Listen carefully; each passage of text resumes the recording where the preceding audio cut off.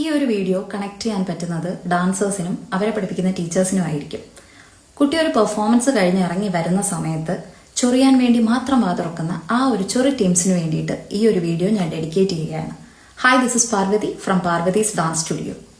ഒരു ഡാൻസർ, അത് ചെറിയ കുട്ടിയാവാം, മുതിർന്നവരാകാം, ആദ്യമായിട്ട് സ്റ്റേജിൽ പെർഫോം ചെയ്യുക. ചിലപ്പോൾ അത്ര പെർഫെക്ഷൻ ഒന്നും കാണത്തില്ല.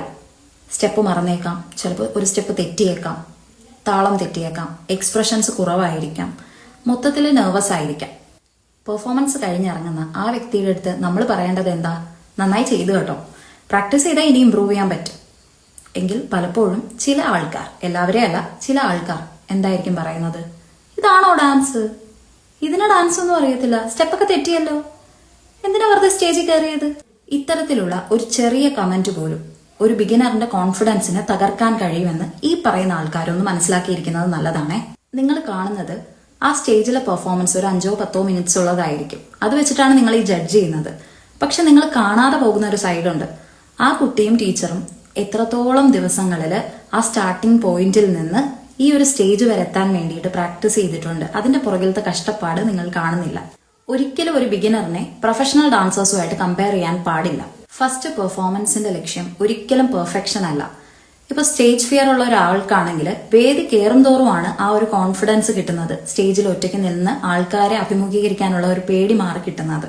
ഇപ്പൊ ഒരു കുഞ്ഞു തറയിൽ വീണാൽ നമ്മൾ ചിരിച്ചിട്ട് പറയോ അവിടെ തന്നെ അങ്ങ് കിടന്നോന്ന്? ഒരിക്കലും ഇല്ല, അല്ലേ? നമ്മൾ എൻകറേജ് ചെയ്യും എണീറ്റ് വരാൻ വേണ്ടി, അല്ലെങ്കിൽ വീണ്ടും ചെയ്യാൻ വേണ്ടിയിട്ട്. അതുപോലെ തന്നെയാണ് ഡാൻസിനും വേണ്ടത്.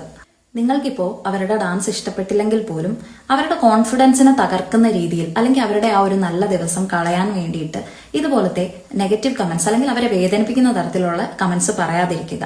എന്ന് പറഞ്ഞിട്ട് നിങ്ങളുടെ അഭിപ്രായം പറയണ്ട എന്ന് പറയുന്നില്ല. പറയുമ്പോൾ അവരെ ഹേർട്ട് ചെയ്യാത്ത രീതിക്ക്, അവരുടെ കോൺഫിഡൻസ് തകർക്കാത്ത രീതിക്ക് സംസാരിക്കാനായിട്ട് ശ്രമിക്കുക. കാരണം നിങ്ങൾക്കത് വെറും ഒരു തമാശയായിരിക്കാം, പക്ഷെ കേൾക്കുന്ന അവർക്ക് നാളുകളായിട്ടുള്ളവരുടെ സ്വപ്നം വേണ്ടാന്ന് വെക്കാനുള്ള ഒരു കാരണം പോലുമാകാം നിങ്ങളുടെ ആ ഒരു കമന്റ്. അതിനാൽ ഒരു ബിഗിനറിനെ കാണുമ്പോൾ ജഡ്ജ് ചെയ്യുന്നതിന് മുന്നേ എൻകറേജ് ചെയ്യുക.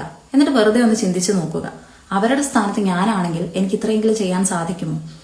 ഇത് ബിഗിനറിന് മാത്രമല്ല, ഇപ്പോൾ ഒരുപാട് സ്റ്റേജ് കയറിയിട്ടുള്ളവരാണെങ്കിൽ പോലും ആ ഒരു സമയത്ത്, ആ ഒരു പെർഫോം ചെയ്യുന്ന സമയത്ത് എങ്ങനെ വരുമെന്നുള്ളത് ആർക്കും പ്രഡിക്റ്റ് ചെയ്യാനൊന്നും പറ്റത്തില്ല. അതുകൊണ്ട് നമ്മൾ ഉപകാരം ചെയ്തില്ലെങ്കിലും ഉപദ്രവിക്കാതിരിക്കുക. നമ്മൾ അവർക്ക് സന്തോഷം കൊടുക്കുന്ന ഒരു വാക്ക് പറഞ്ഞില്ലെങ്കിൽ പോലും വേദനിപ്പിക്കുന്ന തരത്തിൽ സംസാരിക്കാതിരിക്കുക. Criticism can wait, encouragement cannot. നിങ്ങൾക്ക് ഇഷ്ടപ്പെട്ട ഒരു ഡാൻസറിനെ ഈ ഒരു കമന്റ് ബോക്സിൽ നിങ്ങൾ ടാഗ് ചെയ്തു, അവർക്കും സന്തോഷമാവട്ടെ. ഇതുപോലത്തെ കൂടുതൽ വീഡിയോകൾക്കായി പാർവതീസ് ഡാൻസ് സ്റ്റുഡിയോയുടെ പേജ് ഫോളോ ചെയ്യുക.